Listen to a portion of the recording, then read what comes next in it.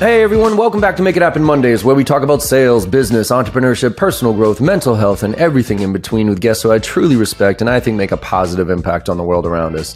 And today's conversation is with Daphne Jones. Now, Daphne is an extremely interesting and extremely accomplished individual, but she started her career with a career counselor who told her that she should be a secretary. And because she didn't think she had too many options, she kind of followed that advice, but then one day woke up and said, instead of being a secretary, I want to have a secretary. And so we talk about this mind shift that she had about making the impossible and changing it to the inevitable, and many other things about her as a young Black woman getting into STEM as a career, which very few do, and then getting into the highest levels as a CIO of some Fortune 500 companies and other leadership positions, including IBM, Johnson & Johnson, and General Electric. And she has a lot of cool things that she talks about. She's got some great frameworks where she talks about how to envision and design and iterate and transform. So really dealing with adversity and owning your career. And a lot of very, very tactical structural things that she talks about, especially with her new book coming out called Win When They Say You Won't, breaking through the barriers and keep leveling up your success. So I found this conversation absolutely fascinating and inspiring in a lot of ways. And I hope you enjoyed as much as I did. Let's make it happen. What's happening, Make It Happen family? Big shout out to our partners today, Gong, Vidyard, and Chili Piper. Gong's data is more than valuable. It's cornerstone in any organization looking to collect the data that's going to tell them where they can improve and where they need to spend their time making changes. Vidyard makes it easy for people to use videos anywhere. No matter whether you're sending videos in email or on social media, posting them somewhere, or sending them in a DM, Vidyard has got you covered. Our friends at Chili Piper are so much fun to be around. They make it easy for people to get on your calendar. And every sales rep has got to have this function locked in. It's one of the most important things we can do as a seller. How can I get you on my calendar easily? Chili Piper can make that happen for you. Be sure that you're checking out all these great tools. And now let's pass it over to John to find out who's joining him today. See you soon, everybody. Daphne Jones, welcome to the podcast. How you doing today? Hey, John, I am doing fantastic. I'm actually here in Miami, Florida, and somebody actually said to me, are you stuck in Miami Beach? And you never think of hearing the word stuck and Miami Beach in the same sentence. I was going to say stuck. Right? But the hurricane or tropical storm Nicole is on her way. So I'm planning on leaving to go to New York tomorrow. So how am I doing? I'm actually waiting for Nicole to get the heck out of here. I actually just missed her, Nicole, because we were just down in the Caribbean for a little cruise on Virgin Voyagers. Yes. And we hit it perfect because it was last weekend. So it was like a Wednesday to Sunday and it was crystal clear. So there was a nightmare before. And then as soon as we landed, we heard about Nicole coming in. I was like, ooh, thank God, because I don't want to be on a cruise ship. I know. And I don't think they want you on the cruise ship either when it's coming. So no, yeah, I'm good though. Thank you for asking. Perfect. And I know you're doing good because you got a book coming out here that caught my eye and is going to be the basis of this conversation. And it's Win When They Say You Won't. So I'm excited. When is this dropping? You said November? It's dropping next week. Next week, the 15th of November. So I'm hoping that everybody just wants to come in and buy this book. So I'm really excited about it. And it's a life work, apparently, as I think about it. What drove you, before we get into the kind of the background and stuff, what drove you to write a book? Because I think everybody has their own kind of motivations, if you will, at certain points of their life, if they write a book for what it's about. So what drove you at this point in your life to put this all in writing? Well, it wasn't just at this point in my life. It was at this point in my life that I was able to get it out. But I had been writing this thing for 12, 13, 14 years. Oh, it's really? Absolutely wild. Yeah. And because I had these big, so I'm a teacher at heart. I'm a informer. You know, when I look at my strength finders, I'm a maximizer that says that my job is to take whatever is there and make it amazing and make it great, maximize its capability. So that's what I do. I do that with people or companies and organizations. And I always want to find out, how can we win? And so I said, well, how do I get my message out about how I won and what happened to me in my past and how I was able to meander, to the top and sort of stay there. And I can't hold enough microphones. I can't get enough people to talk to with me in front of them or whatever. So I said a good way to do that will be to write a book. And so I started it a long time ago when I had again, big jobs, and it was really tough to sit there and say, okay, in 30 minutes, I'm going to start working on the book again for like 40 minutes. Well, you try to do that for 40 minutes because your next meeting is coming up. First of all, you get a cup of tea, you use the bathroom twice. And next thing you know, 40 minutes of your free time is gone and you can't get in the groove in your mind. So I had to wait until I retired from my corporate role. And then I was able to really put the press on. So I love that. Yeah, I had the same thing. Like I've had this book in me, and it's more of kind of a foundational thing for sales that I want to. So I wrote that book with my daughter, but I want to write that next one.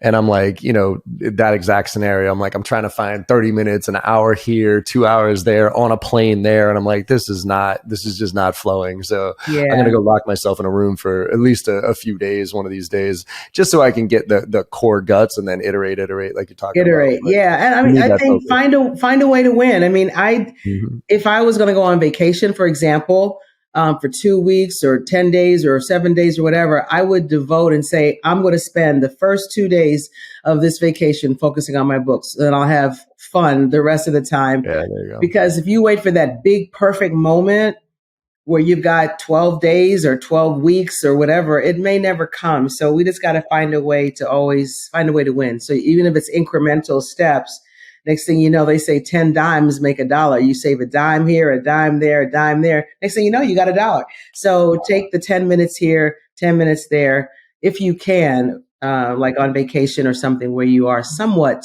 unencumbered from, the day-to-day job. Yeah, because it's a mindset thing. And I think that, going back to winning, because that's what this is all about, right? Even when they say you can't, what was interesting to me about kind of your background is, as I dug into it, was, it's amazing how people early in our lives can have such an impact on us one way or the other, right? Like my wife, I remember when she was a kid, she was in art, and the art teacher said, they have places for people like you.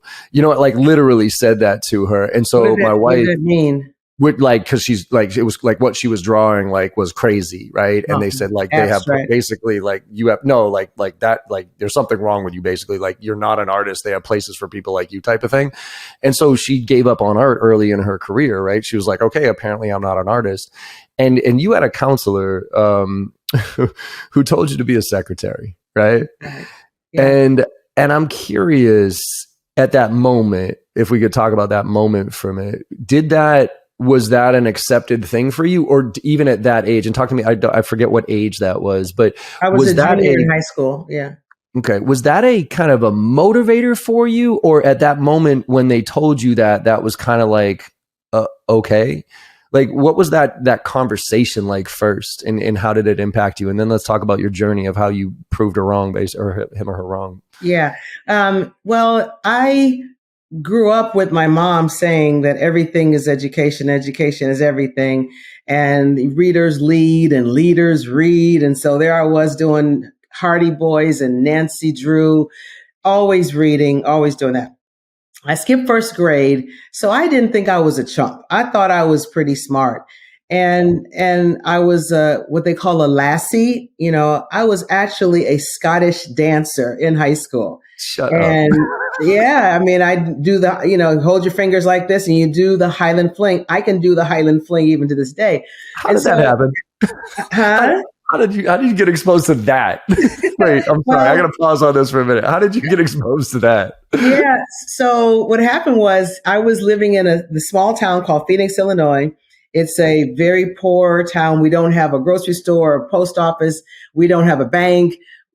We only had some bodegas and liquor stores and a bunch of churches.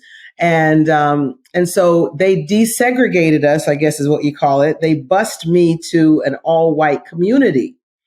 And in that all-white community, there was, the high school football team, the basketball team, et cetera. And there's pom-pom girls, lassies, and cheerleaders. And so there was always this pyramid of cheerleaders were on top, lassies were second, pom-pom girls were on the bottom in terms of respect or difficulty of getting onto the squad. I tried to do cheerleader, couldn't do a split really well. So I said, okay, the next best thing is going to be a lassie because, I want to always be on the top. Right. And so lassies were, I did the kilt, the garter on the thigh, and we had sword dancing, drum dancing, so we were the entertainment. We actually performed for the Chicago Bulls. We were that good. Nice. And during was that back with Jordan? Huh? Is that back with Jordan? Yes. Nice. Yeah, it was great. And what's his name? His sidekick and Pippen. Yep. Yeah. So Pippen. So it was really a great thing. So yeah, I got introduced to that. So I thought I was just pretty good. A popular high school magic chorales, choir, and just on and on and on. And so next thing I know, I'm saying, okay, well, isn't it time for me to be getting ready for college? And I think other people were being called in for conversation with their counselors about it, or they put themselves on the schedule. So I put myself on a calendar, and I went and talked to him, and it was a white male, and he said to me, Daphne, you can probably either be a secretary or a teacher, and I find that strange because a teacher has to know something. Right. I'm not saying secretaries don't know anything, but to put me here, put them both on the same playing field was really weird for me. I'm like, really? But since I had taken typing, that was the thing. So I didn't opt for the teacher thing. I opted for the secretarial route, and I had taken shorthand, and I took it specifically so I could learn how to take notes in college. But because I had taken shorthand, I was a perfect fit for a secretary, apparently. And so that's what happened. He told me to do that. He says, black girls like you don't really go to college. If you try to get in, they won't take you. If you do happen to get in, you're not going to get out, which meant I'm not going to graduate. I'll have to quit. And then if you do graduate, no one's going to hire you. And I had to think about, I didn't understand. I didn't ask him why not. I just knew black. Okay. Because I've been called the N-word before. I've been chased in South Holland with my girlfriend, my white girlfriend. So I understood what he meant. And I had to really think about that. And I ended up actually going, and listening to him and going to the magazine that I ended up working at. And it was hard for me to really realize that's all he thought of me. But so that's what it was. I did it, and I went to Moser Secretarial School. They taught me how to make coffee. They taught me how not to sit in my principal's lap, because that's a thing apparently you see on TV. You sit in the boss's lap and take dictation, and they taught me the rules and the etiquette of being in an office. So when did you had a quote that I read that you went from being a secretary to wanting a secretary. When did that mind shift change for you? Well, it wasn't that long because, I wasn't a secretary for a year or two. It was just a couple of months. And Women's Day magazine was run by white men. Shocker. Yeah. And so I thought it was interesting. But my principal, he was the assistant editor of the magazine. And he would call me in his office and I would take dictation. And he actually used a word that I thought he used, but I didn't know what it meant. But I transposed it as copulation. But what I think he said was compilation. Well, I didn't know what copulation was. So he called me, he said, Daphne, this is not what I said. I said, yes, it is. This is exactly what you said. And it was talking about compilation of demographics and whatever.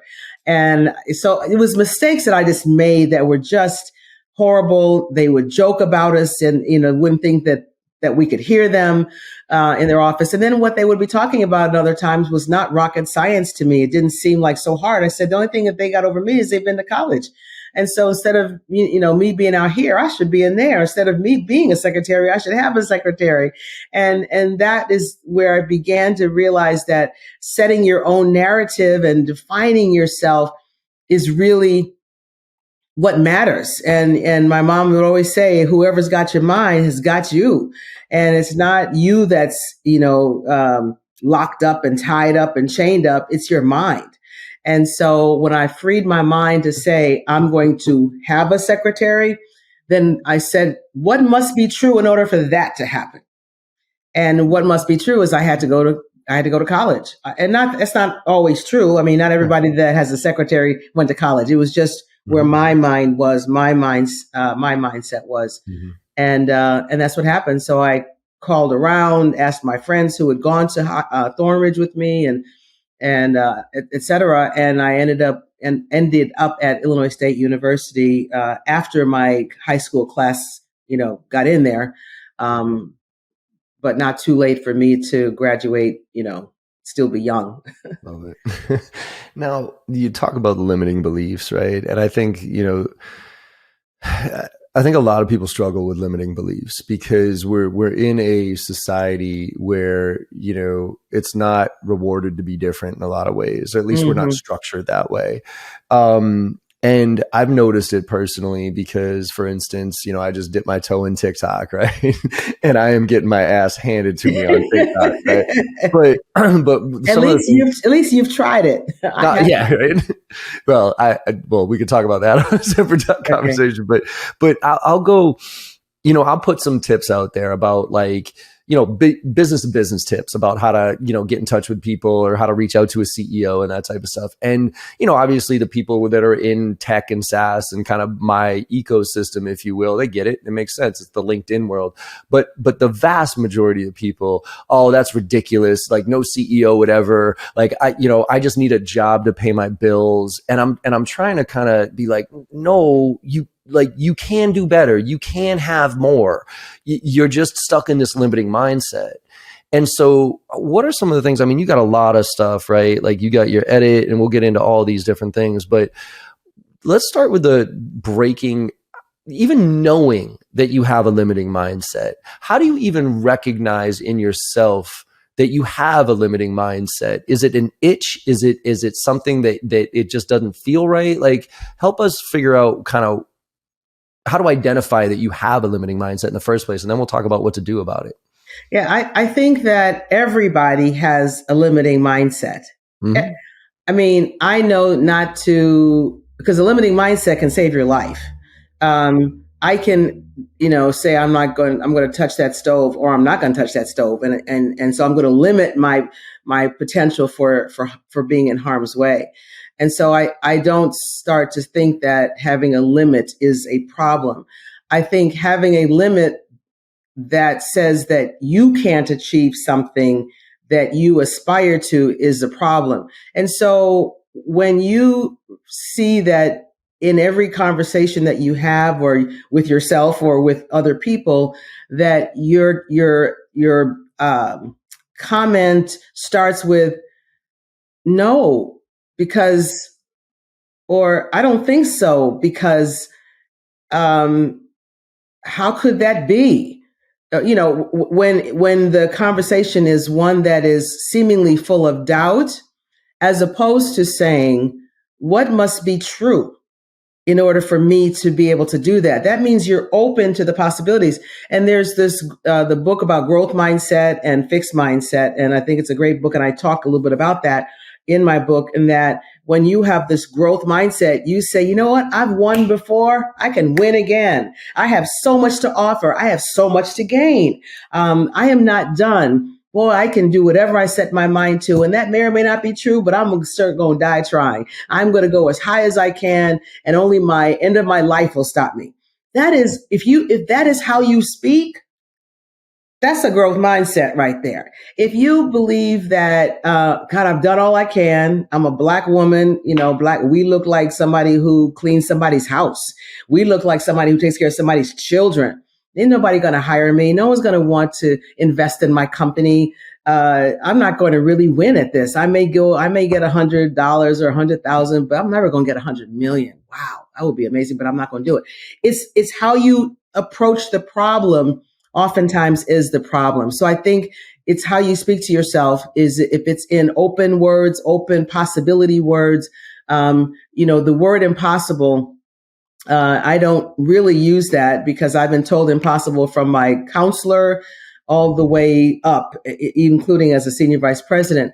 And my perspective is that the word impossible is just somebody's opinion because they really don't know. Roger Bannister running the 4-minute mile, it was impossible, but it really wasn't impossible. It was just inevitable. It's just a matter of time before he was able to do that. A Black Supreme Court female justice, that's impossible. No, it's inevitable, just a matter of time. And we may say that about a female president. Just a matter of time. It's inevitable. So if we have that mindset that says it's inevitable as opposed to impossible, that lets you know if you're in a growth mindset or a fixed mindset. Hope that. Yeah, absolutely. And I think and you talk a lot. I mean, in there, you talk about the positive self-talk, affirmations and those type of things. And it's hard to be positive in a world that is in a lot of ways very negative and always trying to put you back. And, again, you talk about like, if you can see it, right, then you can be it. But in a lot of cases, you haven't been able to see it. You know what I mean? Like we haven't seen a woman president. We haven't seen, a lot of things. And so in absence of being able to see it, how much does I mean, at the baseline level, just affirmations in the morning, talking to yourself positive, even, fake it till you make it in a lot of ways. Do you think that would help somebody in a situation that is just, is negative on a regular basis? I mean, it's something that I wanted to share, and I can say it now, is we have won before. My book is not for somebody who's never won. Right. I mean, the only person who hasn't won is somebody who was just born yesterday. Well, that's even a win. Being born. Yeah. You came out. So you won. So everybody who reads my book is a winner. The question is, how can they systematically and systemically, continually learn how to apply some tool sets so they can have the skill sets for being a not a one-hit wonder or one-time winner. And so in the book, I talk about, give me an example where you knocked something out of the park. Give me an example where you just did a great job. What was the environment? And you actually write out what the situation was, what happened, what was your role, what did people say, how did you feel? And then you have the same situation, the reverse that says, give an example to yourself or to remember when you just you were crushed at something, didn't do so well. What was the environment then? How do you compare and contrast? So the reason why I do that is I want to be able to say, remember up here where you nailed it? Remember up here where you were, were you strategic? I have something that I created called the SHIP methodology. Are you strategic? Are you hands-on? Are you influential? Or are you a people type person? And remember when you nailed it and remember when you failed. What do you see? How can you be more of this and less of that? Because the goal is to find your purpose, and to understand your purpose, it's a combination of what you're great at, what you are really amazing at, and what you love to do. I may be a great in science, but I hate science. Then that's not going to work. It has to work where I love science and I'm amazing at it. Maybe I'll be a doctor or I'll be a scientist or whatever. And so I think being an NBA basketball player, right? So I love basketball, but I ain't playing with Jordan. So right. And so you may not be good enough at it or tall enough at it. Right. And so it's, what are you amazing at? Every time you go on the court, you sweep everybody away and you love it. Then you may need to pursue something as it relates to sports or basketball, what have you. And I think it's the combination of those. So back to your question, it's not just the happy talk. It's remembering that you won before. It's remembering that you fell down before. Did you stay down when you were riding a bicycle? No, you said, I want to ride that bike and I'm going to get back up and I'm going to get on it again. Now, some people got off the bike and said, I'll never ride again, but I don't think there's that many of people that do that. So it's really about remembering your greatness and saying, I want more of that. What's up, everybody? I know you're enjoying this conversation. John does a great job with genuine curiosity on these episodes, and our guests consistently bring the heat. We want to take a moment here and let you know that you've got an opportunity to become better than you were yesterday. And you can do so by gaining access to all of JB Sales' content. All of their training, tips, techniques, tactics, and takeaways can be yours for $1 a day. $365 for the year gets you annual access to everything, including our private Slack channel for members only, which you get access to all of us directly 100% of the time, 24 hours a day. And then at the same time, you're going to get access to our bi-weekly Ask Me Anything sessions, where you can bring real deals to the table and get the help that you need where you need it. This is very, very important. Sales reps that invest in themselves are often found at the tops of their leaderboards. Join us today and get the help you need to become the seller that you deserve to be. That URL, one more time, is joinjbsales.com. Let's get back to the show with JB and our guest for this week. So how much of this is trial and error to figure that passion out, right? Because there a lot of advice I hear for kids coming out of school, for instance, follow your passion. And I personally think that's terrible advice, because at a young age, you don't really fully understand what you're passionate about. You got to try a bunch of things to really hone in. I mean, you know what you love, you know what I mean? But that's a very limited exposure, right? You're 18, you're 20 years old. You've only been exposed to so much, so you really don't know what else is out there. So how do you coach people on kind of how to, outside of what they're good at, because they might not be good at a lot of things here, you know what I mean, that might be able to build a career out of or something like that. So how do you really start to hone in on what you're good at and what you love? That is not like the typical, like, I like art and I like that, and nothing wrong with those things. But if you're looking to build kind of a career, if you will, what would you suggest from a trial and error standpoint on that? Well, and I would first start, because I did the Myers-Briggs, and I really believe that some may not believe in Hogan or DISC or Johari's window, but it's about being introspective. And sometimes you don't know what questions to ask yourself. And either you have a coach that may be able to bring it out of you, or you use certain instruments that are available to you. Because I realized that I'd make a great lawyer. Well, that's what my Myers-Briggs said. And isn't that funny? I wanted to go to law school, but I didn't. I ended up just getting my MBA instead. Not just. MBAs are great. I was going to say I wanted both. I wanted to join MBA and JD, and I didn't go after it. And I took the Myers-Briggs after I was in corporate America. And I'm like, God, I could have done, they say I could be a judge or a lawyer or some other salesperson. And so sometimes you have to have people share with you through instruments, if you believe in that, what's possible. And then you go down that path and you read up on it. You meet people on LinkedIn and say, this person's a lawyer. I wonder if I could spend some time with them and understanding how they did it and what they did and what they love about it, and do some more research and exploration. If you're really, because some people just, I always tell my son, you got to do what you have to do until you can do what you want to do.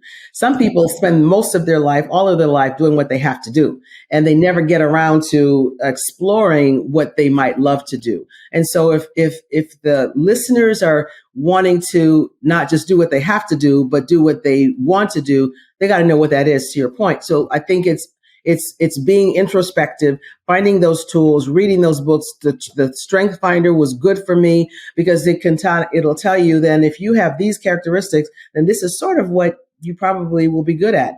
And then you say, well, how far am I from that in my job and my career that I'm doing today? And if you really hate what you're doing and you don't 100% love it, but you really want to try this over here, then again, I believe in taking the long game. They talk about short-termism in business, and a lot of companies, hire somebody, they do something for a year and a half, then they quit and go somewhere else.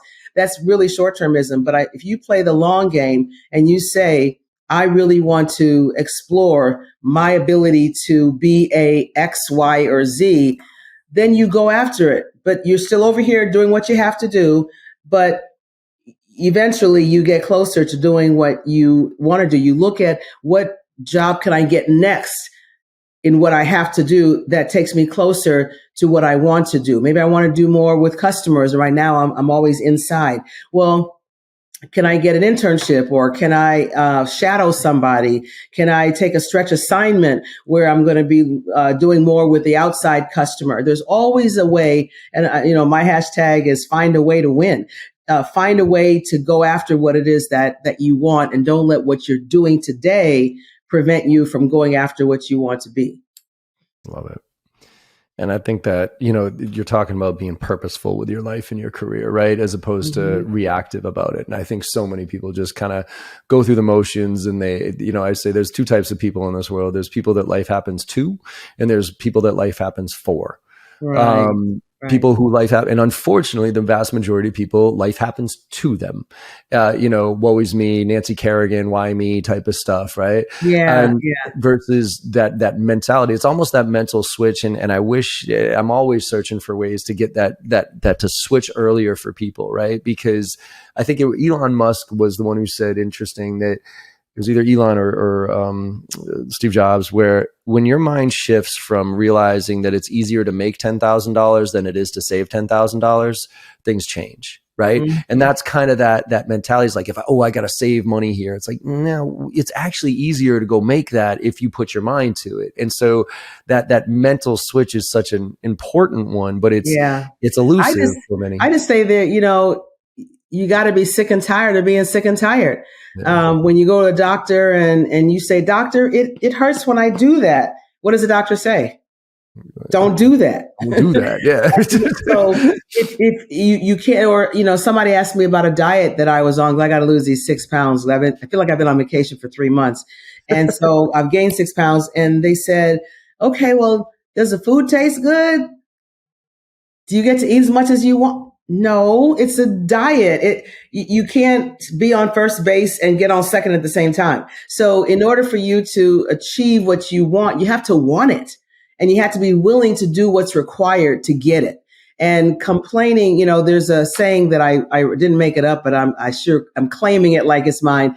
It says, when people try to bury you, or you try to bury yourself, remember that you're a seed. And so when this woe is me, poor me, they tried to bury me, they tried to hurt me, remember that you're a seed. If you believe that, and because we're not seeds, we're humans, but pretend that you're a seed. And what does a seed do? A seed goes down, is in the ground, and it's scavenging for water, and it's trying to get its roots put together, and it's finding the silt and the soil and nutrients, and maybe a little bit of sunlight might be coming through. And then it gets its sea legs. And what happens is it kind of slowly comes above ground, and it says, hey, y'all, I'm back. Right? You buried me. You thought you'd never see me again. And that seed just grows and grows, and it becomes a tree full of fruit. And it throws shade on those people who buried it, but it also bears fruit. And so in the middle of feeling sorry for yourself, find a way to be a seed. Find a way to find the nutrients with your mentors and your sponsors and your role models and your accountability buddies and your community leaders, your priests. Find a way to win, and not just sit there as, hoping that somebody will notice you. I think that, and that even with that seed, right, all of that stuff that's going on below the surface, those are all the roots. Yes. Those are all the strength that will allow you to grow, right? And if you look at it that way, like failure, a lot of people look at failure in a negative, right? No, failure's failure only if you don't learn from it, right? Failure is weak roots if you don't learn from it. Failure is massively strong roots if you actually learn from it, right? Yeah, there's the winning, and then there's the lesson. Exactly. It's not the losing if you don't learn. So yeah, that's exactly right. So don't be afraid of being underground for a minute. I don't know what Michael Jordan had to go through or Jay-Z had to go through, but I'm assured that they weren't famous at 2 years old. Nope. They weren't famous at 10 years old. So there's a point in time when the root is underground, getting its strength and getting its act together. But it has one purpose, and that one purpose is to sprout, grow, and deliver value to whoever happens to be under that tree. Love it. So let's talk about you have some really good kind of acronyms and a structure to help people who are not who aren't getting the support, right? So a lot of women, I deal with a lot of women in sales, right? And it's a bro culture and it's a very male dominated, right? And forget about being a Black woman in sales, in general. So there's not a lot of people that you quote unquote look up to that look like you in these fields. And so in lieu of the support structure, right, that hopefully people have, but many people don't, you got this edit methodology. Could you dive into that a little bit as far as what, that help transform your mindset a little bit so that you can kind of support yourself and some of the other kind of structural things that you can help people who aren't getting the support that they desperately need? Yeah. I kind of feel like there's two questions in there, but let me just start talking about EDIT. And because EDIT is an acronym and it's the name of the framework, but it also is a word that means change. And I believe that if you do things and think things and hang with the people that you've always hang with and always done and always thought, you'll keep getting what you always got. So edit means change your mindset. And then when you have a new mindset, a growth mindset that says, you know what, I've been wrong all this time. I can do that. All of a sudden your expectations will change. And if your thoughts change, then your actions will change. So there's TAR, another acronym, TAR. Your thoughts will change. How you act will change because your thoughts determine what you do. And then when what you do changes, then your outcomes or your results, the R in TAR will be the results will change. And I think you start there. And the E then talks about your envision. With your mindset change, can you envision yourself in a new role? Can you envision yourself doing something different? Can you envision yourself doing what you love or doing what you've always wanted to do? And that's the next, getting promoted or opening up your own company or taking your company public, whatever it happens to be. Can you do that? So the E in edit, the edit word means to change. But then you look at EDIT as an acronym, which stands for envision, design, iterate, and transform. You envision that you are successful. You envision that you are going to be these things, this thing that you've always wanted to be. And part of that is, I don't get into stakeholders, but it's hard to imagine that you have no support. You may not have support in your little department or on your floor, but there's somebody who wants to root for you. There's somebody who, if nothing else, there's a role model who is another female who is a district manager and you may not be, or they may be a regional vice president and you may not be, then that's your role model. And you're going to look to them in a way for support, even though if they don't know it, but then you'll find a way to meet that person. If you're the only woman that's in the whole company, well, that's odd. If there is 20 women, 30 women, somebody up there is doing well. And I would find a way, which I had done before when I was at J&J, find a way to get on her calendar, find a way to say, you know what, I saw your presentation that you did at the all hands meeting, or I saw the article that you wrote in Fortune magazine, whatever it is. And I would love to pick your brain. I would love to just hear your story. And because I admire you so much. People want to talk about themselves all the time. And it may not be next week, it may not be next month, but she will find a time. So it's hard for me to imagine that there's zero support or there's zero role models. That person then can become a mentor of a female. And I'm not saying it has to only be a woman. There are men who will support women. Not everybody's a bro. My husband's a pastor. He's a man, but you best believe that he is into driving women to be successful, especially, being married to me. And so there's men and women that you can say, that's a role model. I like their style. I see how they embrace diversity. And then you get on their calendar. And over time, when you say, you know what, this is really a great meeting we just had for this last hour. Do you mind if I come back next month and let you know how I did with your suggestion? Oh my goodness. Then you're on their calendar every month or every other month. And next thing you know, they're your mentor. When you start to climb up the doing well in your performance, they might even become your sponsor if they have the right amount of credibility and power. And so the E is for envisioning, what is it you want to do? And the D is for you to design your plan to get there. And so designing your plan includes understanding who your stakeholders or your stakeholders might be, understanding what could be an accelerator for you. What's your SWOT? What are you really good at? And what is a weakness that could hurt you? What are the opportunities and what are the threats? And you'll notice, John, as I talk about the different tools, these are the tools that we use in business. Yeah. Because we've been doing these things with our company, for years, but we never thought that we could use them for ourselves. And if we act like a business and use the tools that a business uses, we will probably have some level of predictable results as a company tends to, right? And so the D in EDIT means I'm going to design a plan of action. Well, we do plans of actions in sales and marketing and how we're going to go after our customer and what do we think our customers want and what's going to hold us back? Could be competition. We don't have the greatest product in the world. Our price is too high. What are the things about us as a product that makes us not as competitive or makes us uber competitive? So the design allows you to create a plan of action, and then we risk adjust it. What could go wrong with my plan? Let me put it in there. And so that's the D. The I says, let me put my plan into action. Let me go out there and see what it is that I can learn and see if my experiment is going to work out. And if I get a little bit of negative data, I'm not going to quit.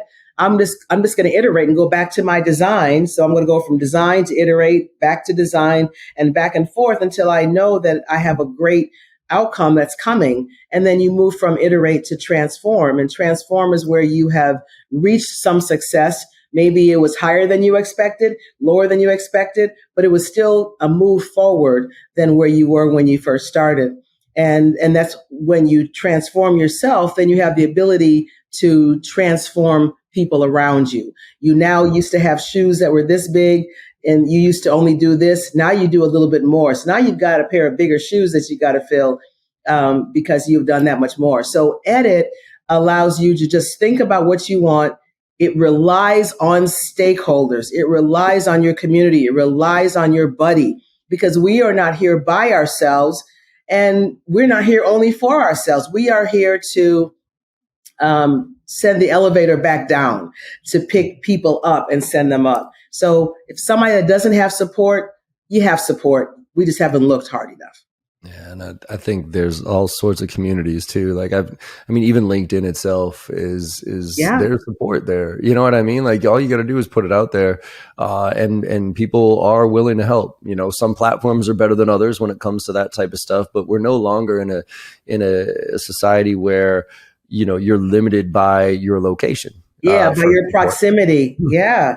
Exactly. Yeah. Like, I'm a Black MBA. There's the Black MBA organization. There's NSBE for the Society of Black Engineers. If I was going to look for people of color that do what I do or similar mindset, I would go also there and rest assured that they know someone. And at the end of the day, with quiet quitting going on and this being an employee market, if you're not getting the support, don't suffer in silence. Mm-hmm. Don't ask for permission to prosper. They might say no. And then what are you going to do? So find a way to win, even if it doesn't mean staying exactly where you are. So let's talk about reactions. You talk about never react without a strategy, right? And I think it's it's hard for me, for instance. I'm a very emotional person, right? So I've had to learn over the years, and I'm a very opinionated person as well. So when somebody usually comes at me, like I tend to react to that and almost always escalate the scenario in the wrong direction. So I've had to really work on myself of taking a deep breath and realizing whatever it is. So you talk about challenges and looking at challenges as opportunities and ways to react. So what are some of the tools that you use to help people who might be in situations where, again, it's negative and it's challenging, and instead of reacting, looking at it from a learning standpoint or looking at it in a more positive light? Are there some tools that you get to change that mindset? Well, there's at least two tools that I use and think about. And one is weight. And it's, if you look at my LinkedIn post, I did the weight and it's got like almost 30,000 impressions. And I think people can relate to weight. And that says, I used to be when I was in the office, I would always be in a meeting. I'd be raising my hand and, I got another question. It's me. Right. And trying to show how smart I was. Mm-hmm. And at some point when you talk too much, nobody's listening anymore.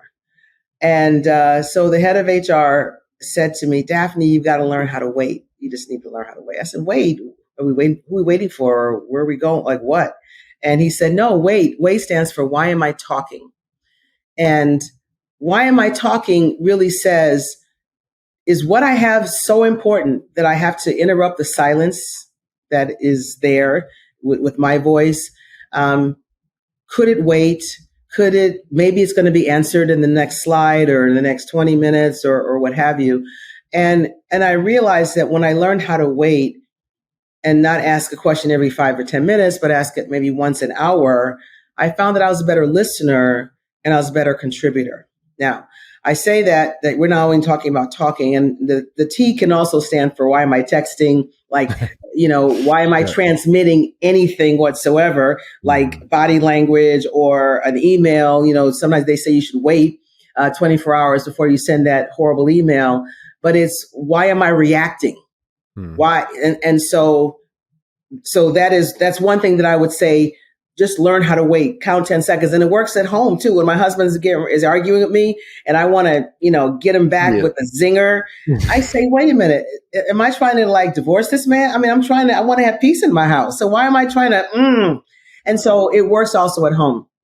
And then I think thinking about, because what happened to me one point, and I'm going to use this example to talk about my next tool, what I call the 4 C's. When I was a senior executive, somebody came up to me in HR and said, Daphne, you should drive a nice car. I'm like, thank you so much. And then he said, and you dress nice too. I'm like, oh yeah, okay, I'm a little diva. Yeah, thank you. But what's this all about? Yeah. And his comment was, well, we don't really dress so nicely here. We kind of do boat shoes and khakis, and as if to say that me wearing jeans would make me a better leader or something. But that was, I guess they want me to fit in. And I said, that's interesting. Why didn't you tell me this before? I mean, I've been here 4 years, whatever. He said, I was afraid you were going to go black on me. And I kid you not. What? I was afraid you were going to go black on me. And so when you talk about reacting Jesus in the moment, like you saying you may escalate something, I had to kind of put a little edit together. And it's like, envision, how do I want this conversation to end? With me or what? So I had to envision and design it like a response, and then I had to try it out there. And I ended up saying to him, and then I'll tell you about the 4 C's in a moment. I ended up saying to him, I tried to make it a bigger thing and say, you know what? People that look like me or don't look like me, we could all use feedback. Whether that feedback is good or not good, you need to do what is important for the people, because only when the people are good will the company be good. And so he was like, yeah, okay, I'm sorry. And so what I do with the 4 C's, as I talk about it in the book, is first of all, get clarity of the impact. Is everybody feel this way, or is it just you? Is it just the department, or is it the whole floor? I mean, understand, because you need to know how big your job is going to be to undo this mess. If you are going to undo it, how big is it? Is it tiny? Is it the CEO believes this? Okay, if the CEO, then you got another challenge. So what's the clarity of the impact? And it helps you size your challenge. The second C is then confirming the culture fit. Do I belong here? Do I need to be in a place where I can't wear my hair the way I want, or I can't drive what I want to drive, or I can't dress the way I want to dress, or I can't put, Martin Luther King up in my bullpen or in my cubicle or whatever? Is there a culture fit? Do they value what I value? Do they support what I support? And if not, or if so, the third C is where you choose your action. If you accept the feedback, if you realize that you may be actually at fault with whatever it is, because it's always possible, then you have to decide if you're going to address it with your stakeholders, with your peers, with your accountability buddy or whatever. You're going to choose some kind of an action. Either the action is to do something about it, or an action, it could be to totally ignore it. But there's consequences either way. And then the fourth C is to confirm the impact or close the loop. After 3 months, 4 months, you go back and say, here's what I've done. Here's what I've tried to do. What feedback have you been getting recently? Because you don't want to have this open wound there that you don't know if it's ever been sealed shut or stitched up, because it can just grow into a deeper problem. And so those are the 4 C's. So it's hard it's decision. Deciding to wait is a decision, but you have to play the long game. I'll show you, I'm going to quit. Okay, well, you quit. You showed them. No, you showed you that you quit. And so you have to, I think, take the long game, play the long game, and think things strategically, and not think about things personally. Yeah. And I think that, it's a good place to wrap up, because I think that reaction, so many people are reacting right now to short-term things, right? What they see on the news or what somebody says about them. And what I find is that when people react to whatever that feedback is, it usually reinforces what that feedback was, right? Whether you think so or not. Now all of a sudden, you're emotional, and you're proving my point as far as how you're reacting to this. Yeah. But if you just take to your point, long game, and just wait. And sometimes you don't always bite, you don't bite your tongue all the time. You need to say something, right? When things are wrong, things are wrong. Right, exactly. And when people are wrong, people are wrong. And there are certain things that if they cross your values, you have to speak up about them. That's because right, then you won't be true to yourself. Right. But there's a lot of other stuff that just doesn't matter. Really, if you look at it at the big picture, it just doesn't matter. And if you let it matter, it's going to drag you down versus lift you up for where you want to go. I agree. Well said, John. I love the message, Daphne. Well, look, let's wrap this up here. Tell people again, the book is called When They Say You Won't, Break Through Barriers and Keep Leveling Up Your Success. And it's dropping next week. What else? Where else? So where else can they find it? Can they find it everywhere? Is it Amazon? Is it Barnes & Noble? Talk to us. Barnes & Noble, Amazon.com. You can go to my website, www.daphneejones.com, and you can put the / and type book in there. Some people may want to get the free intro. So you can go to my website, www.daphneejones.com / free-intro to actually see what the book is all about. And you'll see my 4-step framework of edit in there. So my goal is to make a movement. My goal is to help eradicate the poisons that have poisoned many people, women of color, women, and even men who want to win, or men who may want to know, well, how is my behavior impacting women? I have a section in there that talks about when a man repeats the same thing that you just said 5 minutes ago, they ignored you, but they gave the man a standing ovation. What do you do then?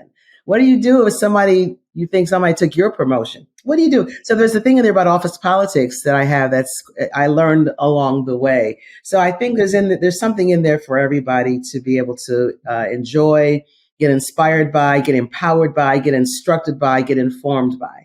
Yeah, I love that. And again, this is not just for people, to your point, who have not won before. This is for everybody. And this is not just for women. This is for men too. And it also, I'm guessing, gives a very good perspective for both sides of the equation, whether you're winning or not. So I think this isn't, siloed into one type of person that should read this book. It sounds like almost everybody should pick up a copy here. So.